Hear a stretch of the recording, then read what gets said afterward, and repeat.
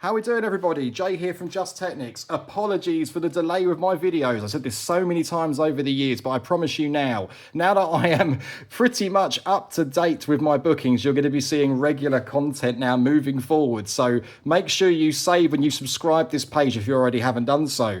But we're starting as we mean to go on now. So this is the first of the many videos you're going to be seeing moving forward from before Christmas that are due to be updated and uploaded onto the YouTube channel. We're starting with what I like to call a Frankendeck. So you would have seen this turntable style in particular on the YouTube videos over the years that I've talked about. So this particular model here, I call it a Frankendeck because it's been sold as refurbished, serviced, bought online. It's basically a cut and shut of the Technics turntable world. It's all usually multiple different parts of different model turntables or different turntables all together, all popped in to make a working unit, which, let's be honest, if done correctly, wouldn't be an issue. But as you can see by looking at the platter here, Platter's been resprayed from edge all the way to the shiniest edge of the platter. There's no sticker. The platter itself has been sanded down so much that nice sharpness that you have on the strobe dots is gone.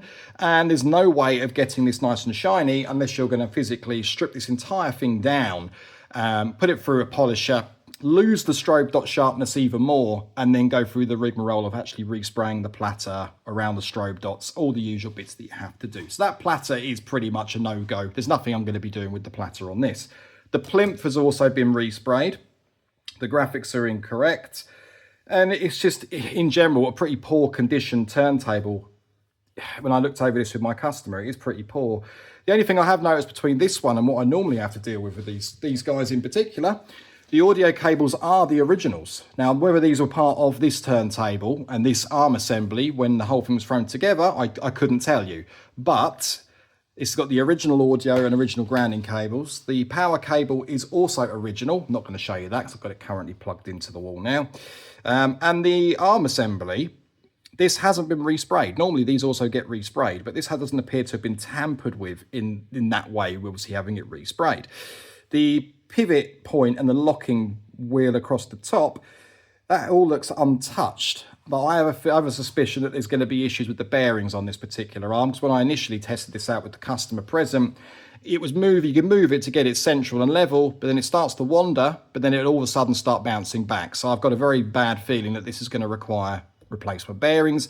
Again, not the end of the world, because I offer this as part of what I do for my business. So bearings are I can pretty much put money on the bearings are going to have to be replaced on this arm assembly.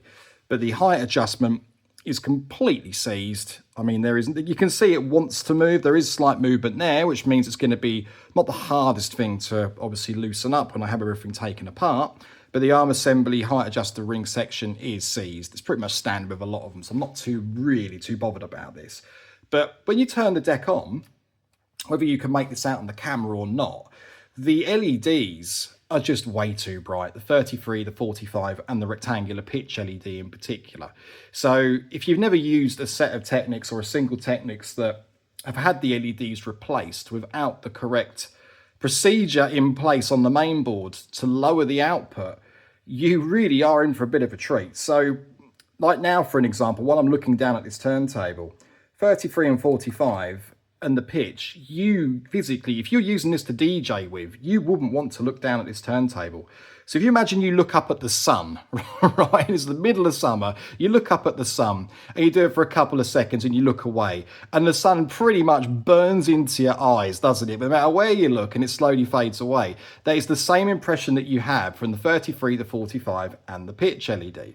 So unless you modify something slightly, change a couple of components on the main board to lower the output and put the correct LEDs on, this is the issue that you're going to run into when you replace the LEDs. Not so much the biggest of issues with the strobe, but you can also lower the intensity of the strobe too.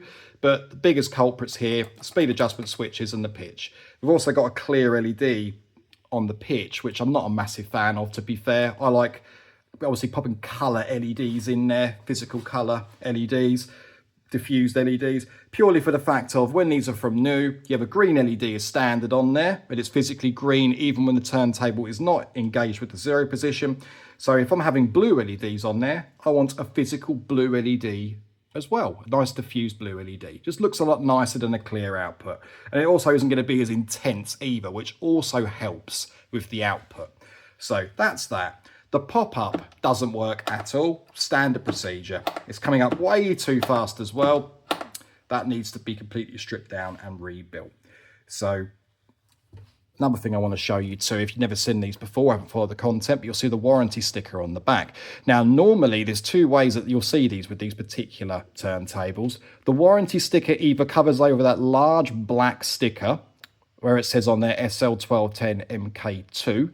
It'll either be covering that over, because they usually put the bases on from different models, so it'd be an SL-1200 MK2 base or anything else to cover that over.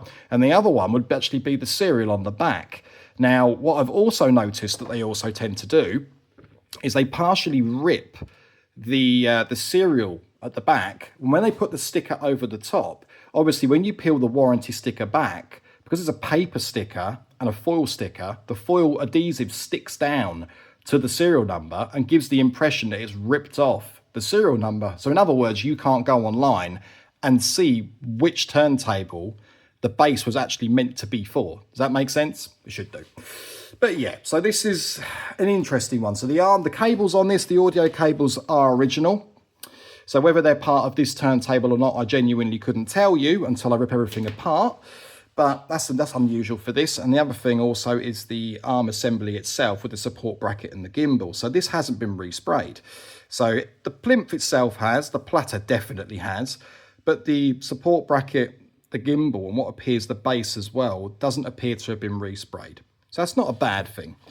But then again, if you look at the sockets, if you can make this out from looking at the camera, but if you're very clever and you look at the screws and the sockets for the dust cover hinge, on both of these, they have also been resprayed while they've been popped into position. All little things like this I noticed straight away. And if you've never owned Technics before, I wouldn't be surprised if you haven't spotted this. But either way, what I'm going to do, I'll take the power plug out. We'll have a quick look inside the turntable. So Platter off straight away. And again, we'll just show you this again. So the Platter obviously has been resprayed, as you can see. It does appear that the Platter has been put through a lathe. This usually have a nice sharp edge to all of the strobe dots when you run your finger over. This is way too smooth. So this has really been hit hard. But this looks to have been actually gone through a lathe. The shininess is now gone. There is nothing that I can do to shine this up. I've sat here for a long time trying to get this nice and shiny for my customers over the years. And all that tends to happen is the longer that you hit this through a machine polisher, because hand polishing is not going to do anything, it will start to obviously eat through the black paint, and the strobe dots that are already nice and smooth now will be even smoother, if not flat, with the paint. So it just isn't worth it. If you've got a turntable like this or a pair of them out there that are in this condition, I would highly recommend finding yourself a nice used pair of Platters that have the factory stickers on, that haven't had anything done, and fire them up to my good friend Sam over at Pimp My Decks to have the Platters refurbished, because trust me, he'll do a fantastic job in comparison to what you've got here, because that just is good to know. It's not good to man nor beast. So I'll get the Platter out the way. In fact, no, before I do this, there was a few issues. So like I say, the audio issues the customer reported, I've got a very sneaky suspicion this is mainly going to be down to the audio cables, because the connectors themselves have actually ovaled. The connector pins are not the cleanest on the planet either, and I'm going to have to check the wiring, etc. on that. So this is going to be pretty straightforward. As part of a service with me, what I tend to do before I do anything at all is do a continuity check from the end of the connector pin. So you've got the 4 connector pins inside the arm assembly socket, 4 running through, then a grounding cable that goes from there onto the board as well. So what I tend to do, use the multimeter, do a continuity check from the, obviously you call it positive and negative. So positive at the top, negative on the sides. So top left hand side will be the left, top right hand side of the arm will be the right. Then you've got your negative left and negative right, so your bottom left and bottom right on the pins. So you basically pop your multimeter on one end and the multimeter on the end of the arm. If your multimeter beeps and it's nice and consistent, then you know you've got a good connection, theoretically, unless the wires have been reversed and it causes phasing, and obviously that way then you're going to get a nice beep regardless. But that's the first thing that I tend to check. But the grounding cable then gets made redundant because it goes into the same point, and I can check that by going to the edge of the socket and holding my multimeter onto the grounding cable itself. I ain't got to worry about this for the video. But that's what we're doing there. So apart from the output, which is the most important thing here for my customer, the LED, which I haven't plugged it in, I should really get this plugged in again. So the LED output obviously is too bright. We've got a non-working pop-up. That's all going to be resolved and the output will be nice. It will be as expected. But the other issue was the pitch. So if I hit start and stop on this now, don't know if you better make this out in the camera, you should do. I'm not looking at the camera, so it's quite difficult to judge this, but obviously we're locked at 0 position, and on a Mark II, you've got a physical lock on the board, breaking the board, lock on the board for the 0 position. So it's always going to lock at 0, okay? And it's nice and steady at 0 position, which is fantastic. But when you start moving up the range slightly, the minute I've taken that off of the lock, now the way that turned off quite quickly, I'm going to say this is obviously going to be a -2 slider, because you've got an N11, a -1, which would then be the old hi-fi style pitch units, which have got a longer throw from the lock. So where this LED turns on and off straight away, on the earlier models, you'd still be moving the pitch, probably about 3 mil either side, and the light would still be turned on and the lock would still be engaged. This, as it turns off quite quickly the minute the ball bearing is moved, which I can feel with my fingers, I would say this is a -2 slider, otherwise commonly known as a DJ slider, okay? So that's going to be replaced regardless. But when I start this now, like I say, we've got a 0% lock there. Move it up the range slightly. Just move it off the lock. Right, literally just taken off the lock now. And I don't know if you've able to see this or not, but the strobe dot for the 0 position, you can see it was speeding up. So if I move it back again, look very carefully, move it off the lock, speeds up, keep moving it, slows down, and I'm roughly there. Doesn't seem like much, but we've got 2 0 positions, but it's quite violent from the lock. So we have 2 0 positions there. That's down to calibration and possible wear on the slider track itself for the carbon track, but normally it's down to calibration. So you've got 2 0 position points, the 3.3 on the plus end section of the scale. 3.3 is roughly around here at +2. And then you've got +6. So a nice steady dot at the top. It's roughly around 5.5. So either way, this hasn't been calibrated correctly. That's still moving, bloody hell, it's taking its time. Yeah, that isn't calibrating correctly. So pitch control unit itself is going to be removed. Now, with all aftermarket slider units, it's also well worth knowing this if you are thinking about replacing these. I do mention this on the website and to people that have come down. But the curvature of the slider is slightly different. It is different. It's a lot steeper on an aftermarket pitch unit. So if you're replacing for a brand new pitch unit now, you'll find your zero position is obviously going to be fine, but your 3.3 is usually around 2.5. Okay, and the -3.3 is usually 2 or around 2, between 2.5. That's the way that the curve of the slider is. And your +6 will be bang on. As simple as that. The end goal is to make sure that your +6 is stationary, static, it's not moving, and the rest of it will all fall into place. Okay, so if you buy turntables that have aftermarket sliders, normally 2.5 and 2. Okay, it's worth noting that. So that's all going to be replaced. So we have issues with the pitch with 2 0 positions. We have no shading cloth either, which I don't know if you can make this one out on the camera, but there is literally no shading cloth underneath this trim at all. So the trim being used on this is one of these cheap and nasty jobbies. Everyone tends to use these now. They tend to, differ. So for an example, you could buy 50 of these. You could have 10 of them that have scratches, marks and scuffs. But in reality now, anything that's aftermarket, even with the genuines, it wasn't uncommon with genuine brand new sliders direct from Panasonic, the trims, that you would have slight marks and indentation on them. I've installed these quite a lot over the years, and it is quite rare that you find them that haven't got any marks at all. But the cheaper ones I tend to find are a little bit shorter. So whenever people respray these or have them powder coated, they tend to prefer using the cheaper of the pitch trims because the actual finish, the way that the paint is acquired or the way that the powder coat has been put down, will obviously decrease the initial size inside. So when you pop the pitch trim in, if you were to put a regular size pitch trim on, or a high quality pitch trim, it wouldn't necessarily fit in there without any modification to the trim. So i.e. sanding the edges down, for an example, to get it to fit. Whereas the smaller trims, they are slightly smaller. They're slightly smaller in height and in width. They fit in a lot nicely. So this one here does fit in a little bit nicer. So that's why we've got the cheaper trim on this turntable. That's all going to come off. The shading cloth is also going to be removed too. Normally these actually have a shading cloth. They usually have the original when they've been resprayed like this, and they also spray over the shading cloth too in the same colour as the plinth. So this would have been, if the shading cloth actually was there, it would have been resprayed in the same colour as the 1210 plinth had done here. If it was a 1200, it would actually be resprayed silver. So if you have a pair that has a platter that looks like this and you've got a set of 1200s, look at your trims and you'll see what I'm talking about. The shading cloth, if you have one, normally is the same colour as what your plinth would be. This doesn't even have a shading cloth. Not a good start when you're spending £850 on a turntable. You should also have a rectangular felt underneath, which we do.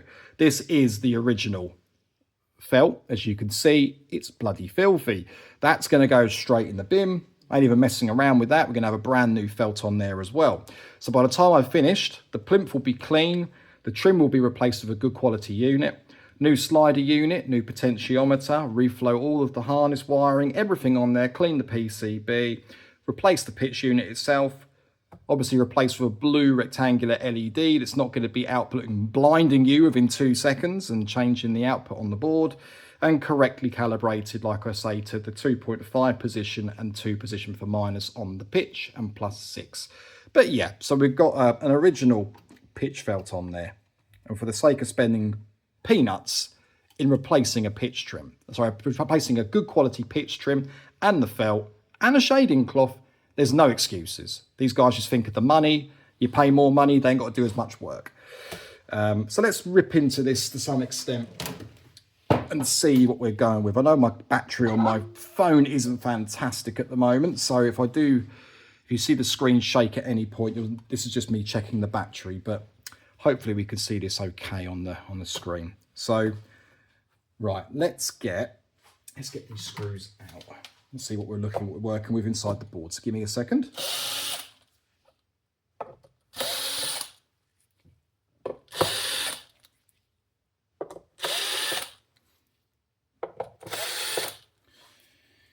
Okay, that's all the screws there. Take the plastic cover off. And this is what we're dealing with. So the reason why this LED isn't actually working is it is an LED in the pop-up, I can tell you that. This is going to be a cheap and nasty bulk bought LED that's pre-wired onto, well, pre-wired. It's got wires attached and the resistor will be in line going towards the LED. It's more than likely going to be a cheap LED. It's burnt out extremely quickly. And that's why it's no longer working. So this is obviously the original wiring harness you see here, the orange. This is the aftermarket one here with the heat shrink applied over the top. But yeah, that's not working at all. That looks good. What's that? I've got a bit of plastic in there. Lovely. Thermal paste on this doesn't exactly look fantastic either. Usually I tend to leave the original thermal paste in situ and then they actually apply fresh thermal paste over the top, but that's not exactly very good, is it? The wiring harnesses for the operation base and everything else here, nothing has been cable tied back together. There's no harness tape. There's no cable tie holding anything down. So not a very good start. Let's see how loose these connectors are. I usually don't just pull these out. That one there, as you can see here, the locking lug on the corner, we're missing one on there as well. That's not good. This one here, looks like it's there. We're going to try and take this one out, being as gentle as possible. A lot of people just pull these out. I don't like doing that. The last thing you want to do is break the harnesses, because at the end of the day, if you want to buy replacements, they're not cheap. So why would you want to break them? That feels fine. That's the pitch wiring harness, by the way. Then we've got on here the operation base wiring harness as well. Again, being very, very careful here, because these all have the same issue that this top lamp assembly harness has. Again, they don't feel brittle, which is good. So anyway, we've got an issue with here is obviously the pop-up harness itself. The power cable here has obviously been resoldered on. I will add, not particularly very well either. That's all going to be clipped off near the posts themselves, because I want to remove the power cable and everything out of here. That's all going to be changed. We will either change the power cable or shorten it down slightly, because you do get a little bit of wiggle room inside the turntable if you were to change this. Because if you look here with the silicone cover over the top, if you imagine you shorten the cable down, you can actually get away with cutting a little bit of the sleeving off, so you don't actually lose much inside the deck at all when you solder these posts back on. But I'm just going to change the power cable. We'll take the cover off of this. We're also going to take the strain relief grommet off, so give me just a second. I wasn't planning on doing this on the video. Let's take an old pair of grips for this. Carefully push it down. That was nice and easy. That's been off before. It's all scratched underneath.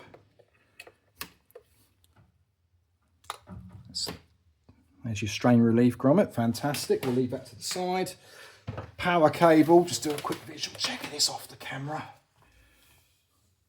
Yeah, we'll replace the cable regardless. So what I do, anything that I take out for any of my customers, they get a nice little bag or a box that I put everything back in, and this is going to be part of that.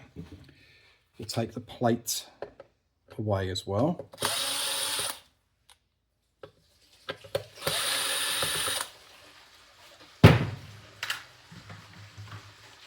Okay, that's the plate. Nice and straightforward. Then what we want to do here is just loosely move these out the way, because when I do switch this upside down in a minute, I don't want anything moving. Quick visual inspection of the board itself. Like I say, these LEDs are too bright because the components on the board haven't been replaced. And again, I'm not going to start telling everybody which parts these are, because you never know who's watching these videos. I've been caught out on that before in the past.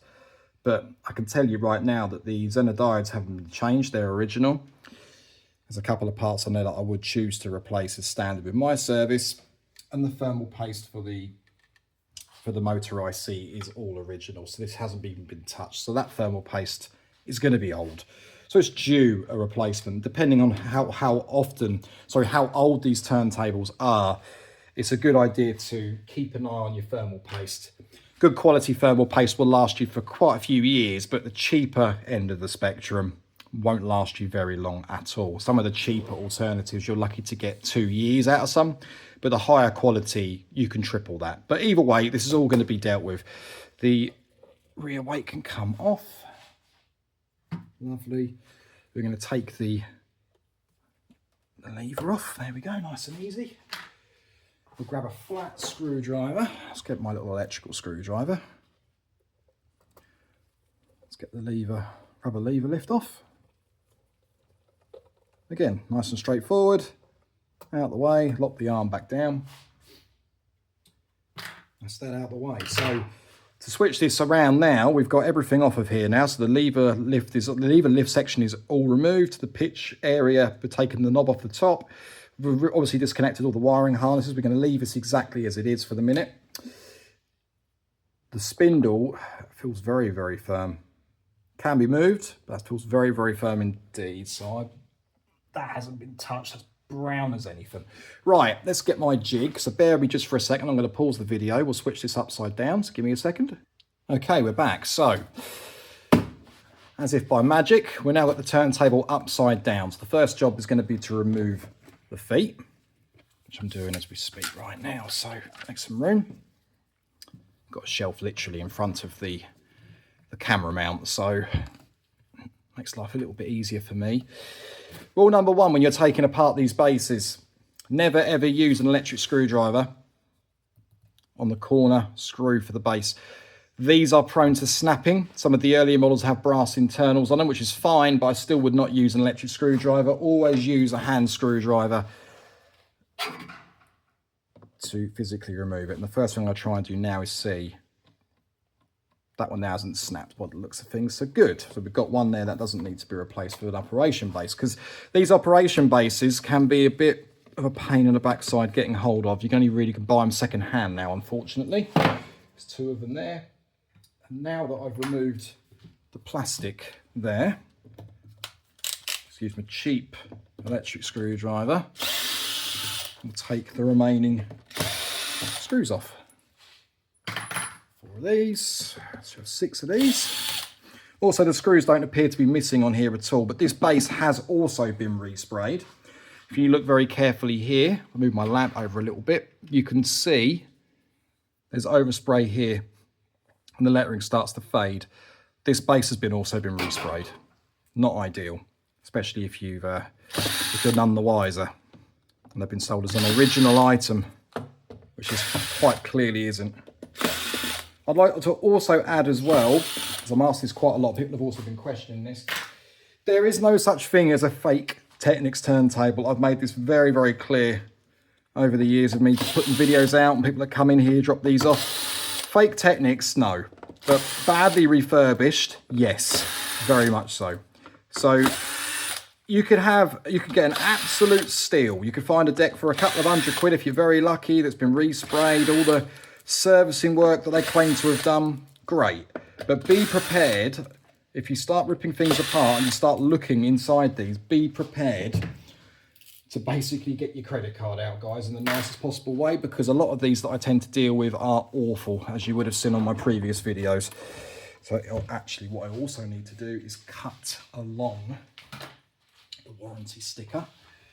So yes, the warranty is voided. I'm sure my customer's going to be absolutely disgusted that his warranty is being voided. I know for a fact he's not going to be going back to these guys. And the funniest part is the warranty stickers that are actually used, the minute they're removed, you can put them back on again if you really are clever.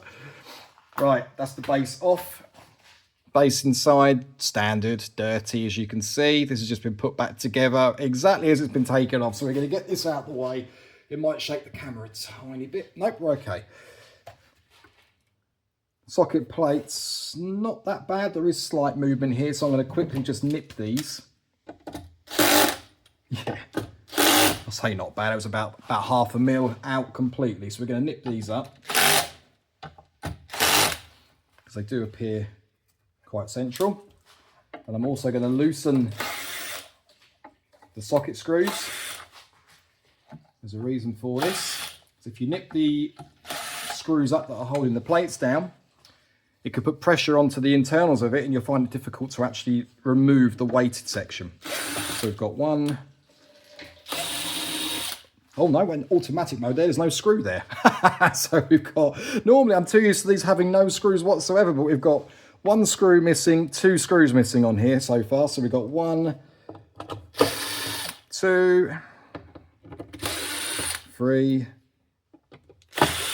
4. We've got 4 screws. There should be 6. And the reason people don't tend to take these screws out is because the screws are actually bloody expensive if you're going to find them. And a lot of people don't even know what the size of the screws are, hence why you tend to find a lot of these come back without the screws.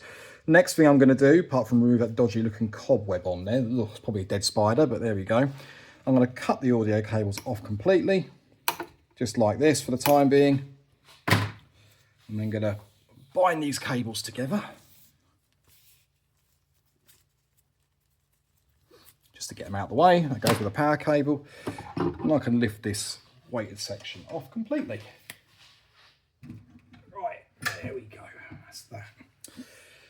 Okay, now we're starting to get a better picture of what's going on with this. So if you look now, the original wiring harness tape is still here.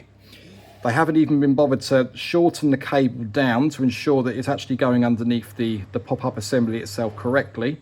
The soldering looks really bad, and that cable is very, very loose on there as well. That's not a very good start with this. But I'm going to pull this wiring harness out the way completely here anyway, because we're going to be removing that out of the turntable. But yeah, so if, in other words, when the way that this wiring was, where it was overhanging everywhere, if you imagine every time you engage and disengage the actual switch itself, the switch wiring is going to move up and down.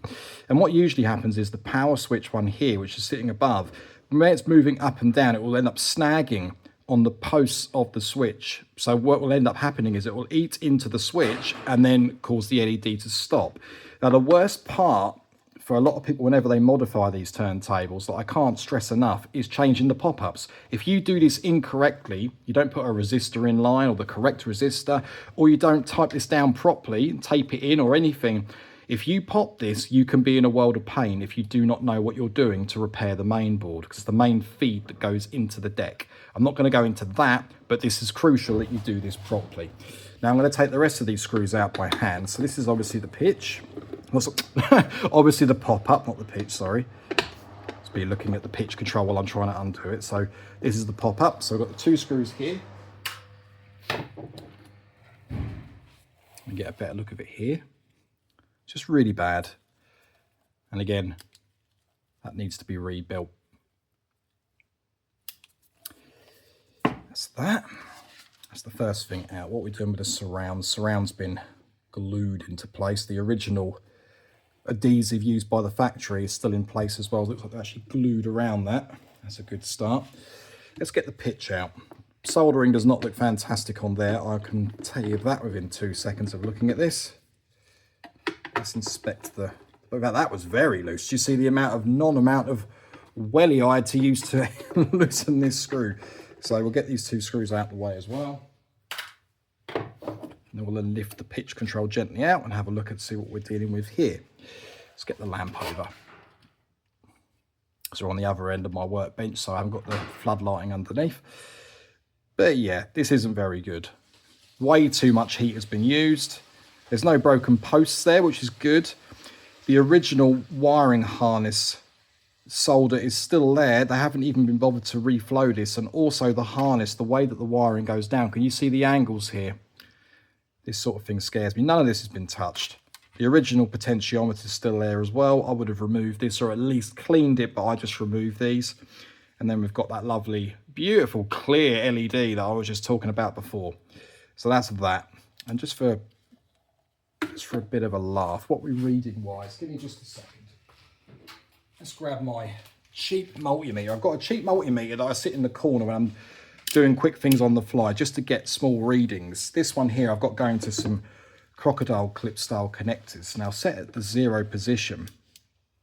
If I then, it's all going to be removed anyway, so I'm not going to lose any sleep over this. So black to brown and then red to red. What are we getting reading wise on this?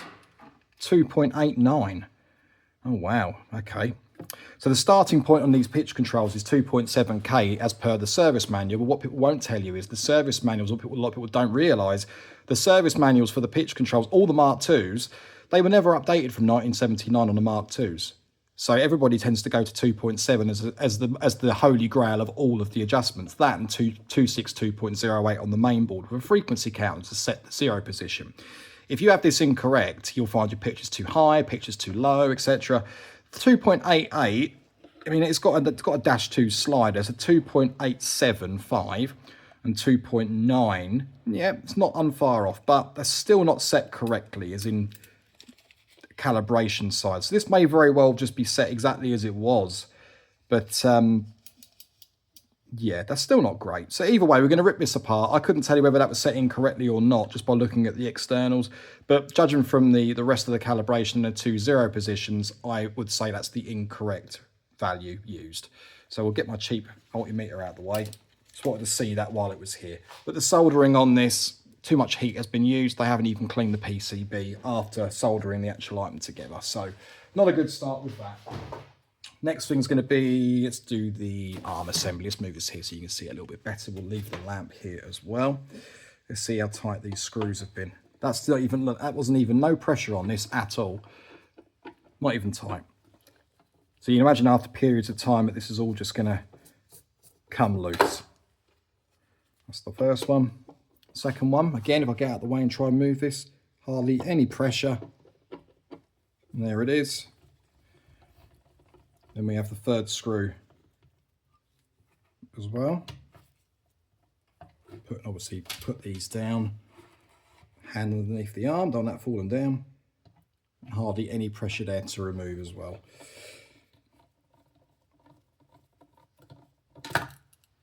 Just put that there for a second. And we'll lift this down onto the foam. There we go, that's the arm out. So the original wiring harness tape hasn't even been removed from the wire. It's been kinked in a weird angle, hence why the cable looks like it's fixed in like an L position. That's not right either. We do still have the audio connector chop block, because I call it the connector cable support block. If you don't have this on, you're into a bit of a world of pain, especially with different cables. We'll check this in a second, but that's the arm assembly out for the meantime. You'll also see now where I said there was no shading cloth, there is one. It's just incredibly heavily worn. They should have replaced that, but obviously clearly they couldn't be bothered. Next thing, let's get these screws out of the way for the arm base. Next thing is going to be the operation base. Now, as I stated already, these tend to break very easily if you put too much pressure when you're removing the screw or tightening them up. So always use a screwdriver, a hand screwdriver for this, and this is where they break. Some of them actually have brass inserts in them. When you tighten them, they go into the brass, which isn't as bad, but it can still crack the surround. But you'll find on later models, they tend to just have plastic that's just threaded. If you tighten that too much, this entire thing will split, usually into 2 or more pieces, and you won't be able to use the screw. And if you really want to be able to use this again in the right manner, with the screw in the corner, you'd have to buy a replacement operation-based plastic assembly for it, which are not the easiest things to get hold of in nice condition. And again, eBay is going to be your best friend for this. But it's just, as long as you take your time, take things apart properly, with a bit of care and attention, don't rush anything, and you'll be absolutely fine. All these screws all seem to be coming out nice and easy. There's no over tightening involved in this. Nothing's been forced in there, which is a good start. So that's the 4 screws there. We then have the screw which holds down the switch for the power. Now this is really important also, that you do not over tighten this screw. If you over tighten this screw and it snaps inside the thread here, you'd automatically need a replacement operation base itself, because otherwise your switch is going to be flipping everywhere. So unless you physically glue that back down and tie it in, that's going to be going everywhere, and you do not want that, and it's going to end up causing issues with power, because the deck will simply not power on. Or the other alternative is to just literally cable tie that round so the deck is permanently powered on. Again, not a fantastic workaround either, but that can help a few people that have broken switches. So if you find that you've got a problem with a switch, you can just tie that down, pop a cable tie around it and leave it loose in there. So turning the power on at the wall of the power means turning the deck on. But again, take a bit of time and do this properly. Yeah, there's no broken parts, no splits, no nothing. Soldering there isn't as bad, but the actual switches themselves haven't been replaced. The 33 and 45 switches are original. Now I want to check something while we're here. Right, that is an aftermarket PCB, which actually hasn't been put on properly. If you can see this carefully, can you see the plastic stem that's sticking out there? That should be overlapping the rectangular section inside that PCB. So it basically clips in and holds it still. That's not doing so. I know this is aftermarket because of the plastic that's used underneath the LEDs and the physical colour of the PCB. If you've ever taken these apart before, you will know that's not original. So that's all going to have to come apart for a good look. And as long as it's good quality and I can reflow the solder and start from scratch, we're going to change the LEDs anyway. So far, so good. It's not the worst I've seen of this particular turntable from said sellers, but there's no grease, no nothing, so we'll just flip this over. What I'm also going to do, let's remove the clamps holding down the power regulation transistor. Now these can be absolutely filthy, so you've got to be very, very careful not to get these on there. I don't fancy changing to another pair of gloves just yet, but you know, trusty old thing here as well, my old cloth that I use for the thermal paste. This is actually due a replacement. Give me a second. Let's pop a little bit of alcohol on there. It's been through quite a lot of different, you can see with the thermal paste that's been used on here earlier today. Give us a little bit of a clean. This can go in a little tub out the way from everything else. Just loosely clean that up so I can polish all this after, just to get all of the thermal paste off. So when I pop it in the little tray, it's not going to cover me. But you can see now, just from doing that, my gloves, this cloth is needed to go into the bin really. So after I've done this, this is going to be the game over for this cloth. But You'll be able to see now, if I lift the plinth up, the state of the thermal paste.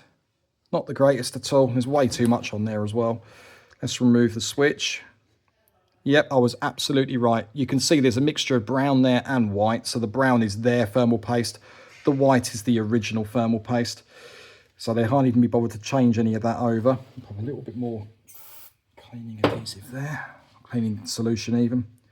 Just loosely go over this.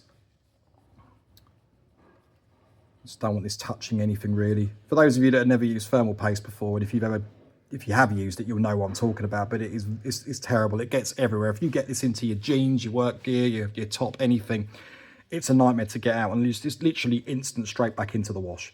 But we'll keep that like that for a second because I want to get the board out. Then I'll clean that separately. It's nice to strip this down on a video. So the next thing we're going to do, let's remove the 3 screws holding around the motor assembly here on the main board. We'll get the main board out, but first things first, get these 3 screws out.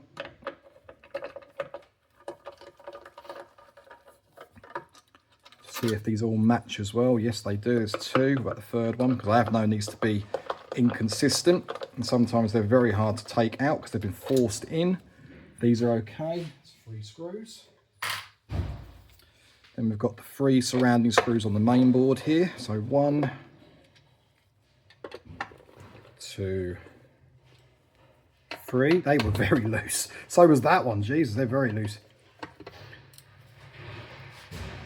Another thing to note as well, looking at this turntable, I know from before in the past with these, you'd usually see that the fuse board itself with the harness wiring that goes onto the rails here, normally they would have been unwounded or soldered on badly. This appears to be a matching PSU fuse board and main board.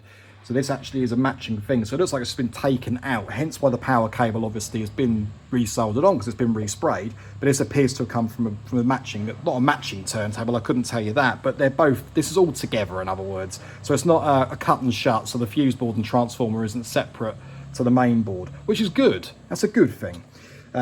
It's a little bit more of a, yeah, this is going to be okay feeling than, oh, it's a mix and match from something that's got a 79 power supply to a late 2000s board. But yeah, and also another thing to note, which I didn't actually mention before when I unclipped the power cable, but the cable tie that was originally holding down the power cable hasn't even been removed here. That was still here too. So they could have removed that, but couldn't be bothered, could they? So we've got everything there removed here. We also got to remove the 2 screws that hold on the fuse board, and then the 3 screws that hold down the transformer itself. Again, these are very, very loose. So I've just been thrown back in and hope for the best with this by the looks of it. That's that. Then we've got 1 screw here around the side of the transformer that can be physically removed, and then there's another 2 screws here which can stay in situ with the transformer. So what I tend to do with this is just literally move it out the way like so, get up your screwdriver in, loosen off these screws, hold it back down, remove that screw there, put this back into situ, and if I move this up slightly so that the power switch is just shy out the way, we can then feed the power switch through, and then again the whole thing pushing down there slightly here can all just be removed out. And there we go. We'll look at the board in a second.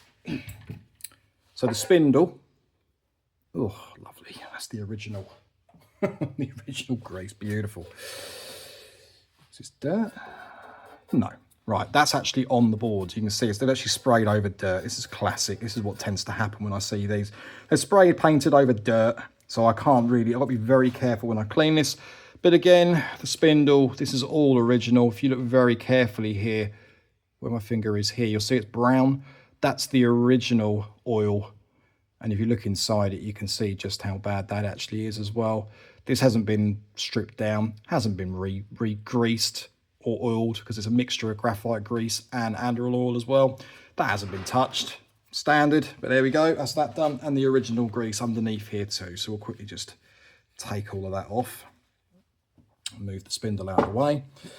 That's going to be your plinth. Now let's see how easy. I don't tend to do this on videos either, but if I quickly get my metal spatula, this thing has been trusty for me for years. I've got so many of these, I've never even opened the packets, but this thing has done me exceptionally well.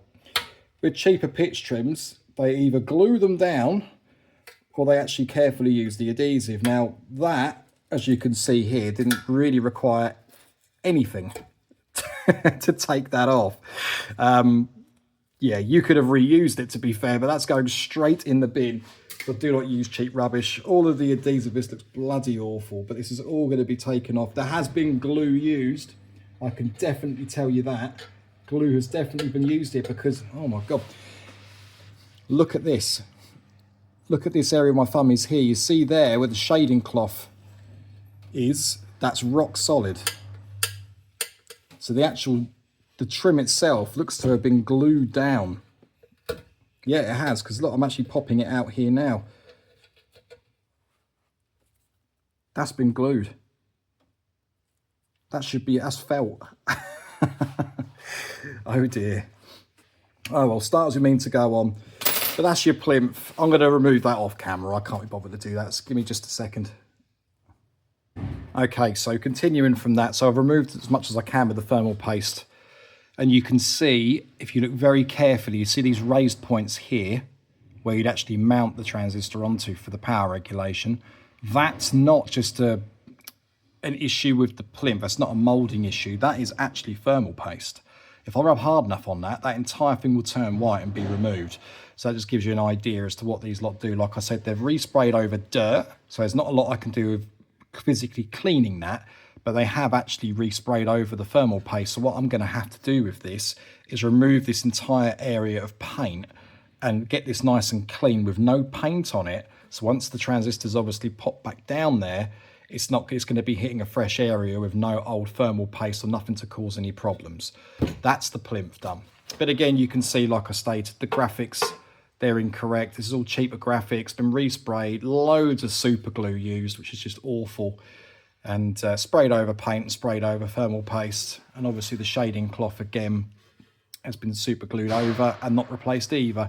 And also all of the original felt pads, harness tape pads are all still in situ too. So we're going to quickly just remove this and get the main board underneath the camera. Okay, now I've actually managed to zoom the camera in slightly. I didn't actually realise I could do this with the Google Pixel, but this again is the transformer, fuse board and main board from this said turntable that you've just seen me strip apart.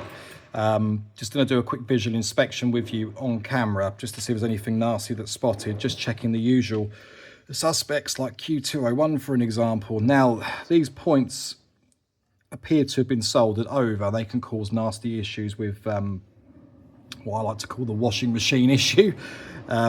Absolutely awful. So usually what happens with that, if that causes the problem, is you turn the turntable on and all of a sudden the turntable will just spin 1,000,000 miles per hour. You can start and stop it and then you turn the deck off, but sometimes the LEDs will switch on dependently together, 33, 45, the strobe assembly LEDs will all be non-functioning and it'll have a life of its own. That can cause the problem, doesn't always fix the issue, it can be to do with other issues as well, but it's called a runaway speed error. But that appears to have been reflowed. So the component, when I move the transistor on the back, that's not actually moving the pins. That's a good thing. But let's get a bit closer to the camera so I can actually see this without getting my hat in the way. But everything else on the board is all original. Now, I mean, in retrospect, that's not a bad thing. That's actually a good thing for me because I know this hasn't been tampered with. It's a bad thing if something's advertised as fully refurbished and fully serviced, because the reality is that hasn't been touched. It's the equivalent of buying, like with me with my bikes, buying a bike that apparently has been serviced, but the spark plugs, air filter and oil hasn't been changed. You know, you don't know how long it's been in there for. It could be 10,000 miles, could be 50,000 miles. You just do not know, do you? It's putting your trust in the seller who is offering the goods to you, but that hasn't been touched. So I'm happy with that because I know that anything that needs to be done on this, I can do with my eyes closed with no issue there, knowing that nobody else has obviously tampered with that board.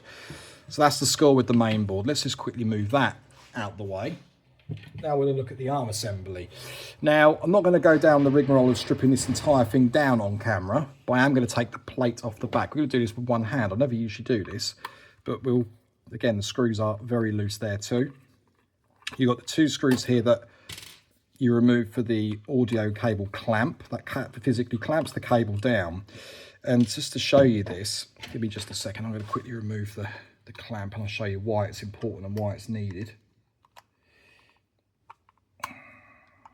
Doing this one-handed off the camera is not exactly fantastic. Right, okay, let's have a jig set up for this.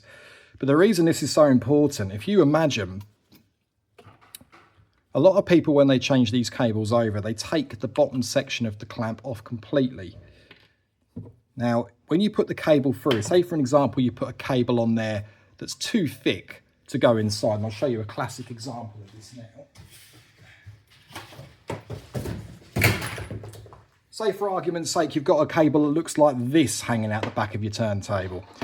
If you look at the difference in thickness between the original cable and this horrific aftermarket one, you'll see that it is like 4 times larger than the original cable. In order to fit that cable in, you cannot use the original bottom section of the audio cable support because it quite simply won't fit round both of the cables. So it's barely enough there to fit 2 in there at all. So you have to remove this, and then what people tend to do is they cut the output hole here so the cable can fit through, and they simply just put this top back on and then screw it back down. So the actual cable is touching the bare metal here. And after periods of time of you moving the cable, whether you're just moving it around from gig to gig or whatever you're doing, this will start to eat into the cable's the cable itself. It'll eat into the cable, and then of course it will stop working after a period of time because it will have eaten through the cables and you'll have no connection. So again, do not use thicker cables. Use the correct size diameter cable and make sure that you pop these back on. It is really, really important. And also, it's going to save you a few quid too, because they're not the cheapest thing to buy apart from aftermarket units now. So good examples of aftermarket units now would be from my good friend Kevin over at DJ Spares. He's happy to supply you with some very nice higher quality units. Let's zoom this camera out again, guys. About there. Lovely stuff. But yeah, Kev does really nice aftermarket cable clamps. Not going to cost you a fortune. This is why it's nice to keep hold of the original parts more than anything. And you simply just lift that off. So you've got 2 screws that hold the plate on and the 2 screws for the plate. This is all, including the felt tab that holds the wiring down. This actually appears to be original. Hang on just a sec, because I usually have this in a jig. Doing this one-handed, trust me, is not the way, it's not the way that I would be doing this. But I'm just more interested to see what the wiring looks like. It all looks like it's been there for quite a while.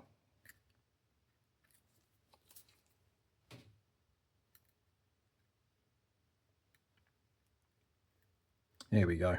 I would have paused the camera and just walked over to my other workbench, but it's done now. Let's just loosely hold this wire down and give it a tiny little pull. Okay, so that wiring, right, that wiring is completely untouched. The solder on there is factory. The position of the wiring was factory, and as you saw, the felt tab didn't want to come off very easy. The soldering here for the audio cable too is all factory. That hasn't been touched.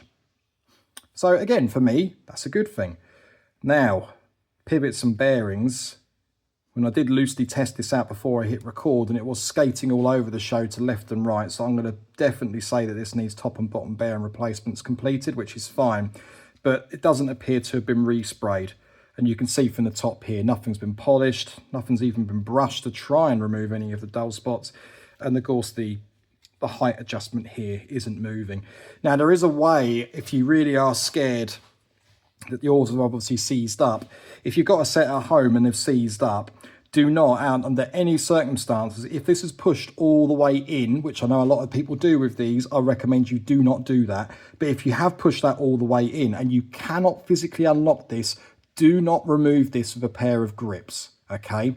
One, you're going to end up obviously knurling the original part. It's going to look awful. And 2, this is made out of plastic. If you are not very careful with this, you can actually snap this clean off in half. So be very careful. But what you can actually do to get this moving again, if you're confident that the height adjustment section will move if this is actually loosened, what you can do is remove the plate here, the 2 screws, the E-clip, and obviously the washer. Lift the whole thing out, and you'll see the bottom end of this, okay? By removing this section here, when I move the lock, if you very carefully look at the top of that the E-clip, you'll see it moving. With this plate removed, it will move even easier. Now you might have to pry to some extent, push these over the locks here and then move it out of the way to lift it off. But once you've done that, you'll be able to move the lock. And if it is still freely moving, the whole thing will just undo. It'll make your life a lot easier. So it's a nice little tip there for you if you ever are going to rip into these to try and sort that out. But I would say penetrant oil, do not use WD-40. Obviously, WD-40 is a lubricant. You can use, there is a range with WD-40 that do offer penetrant oils, and they are very, very good. But bog standard WD-40 should not be used on your turntable, period. It's the sort of thing I'd use on my bike. I would not be using it on a tone arm or anything electronic within my turntable. I can assure you of that of any of my customers. But yeah, there we go. So bearings are going to be needed on this. I already know that from before. But the audio cables are untouched, the wiring's all untouched, and I think of a little bit of persistence here, a little bit of penetrant oil, a little bit of heat. This entire assembly will actually come apart quite nicely. But there we go, guys. That's basically that. Yeah, keep your eyes peeled on the page for more from me. There's going to be a lot more videos being updated. This was just an off-the-cuff, video, just to put something online. It's been a little while since I put anything on. But you got the general gist of the condition of this turntable. Hasn't exactly been fantastic, but now that's everything back together. And I think the next, I don't even bother doing an after video because it's going to look exactly the same. But the next pair you'll see, they should be quite nice. I've got some bits, got a pair of 1200 Mark IIs here that I'm in the middle of putting a lot of black parts on, black tone arm, button kits, etc. Once they're completed, which are about 90% of the way there now, I'd like to think by the end of the week that'll be put on. And there's another turntable here as well, or actually there's a pair here that I want to show you too. So guys, thank you so much for watching. Appreciate everyone that logs in and watches my videos. Don't forget to like and subscribe. Keep your eyes peeled on the page because I promise you there is a lot to be uploaded. This is just one of many videos. This was one that would have been recorded. By the time you watch this video, I would have recorded this probably a week and a half ago with 16 turntables still sitting on the rack. At present now, there are 18 turntables here. So I'm hoping by the next video, this would have gone down a little bit more and I can spend a bit more time doing the video because this is just under an hour, which is fantastic. So thank you for watching, guys. I'll see you on the next one. Anyone's got any questions, obviously feel free to send me over an email via the website, justtechnics.co.uk. Cheers, guys. Speak to you very soon.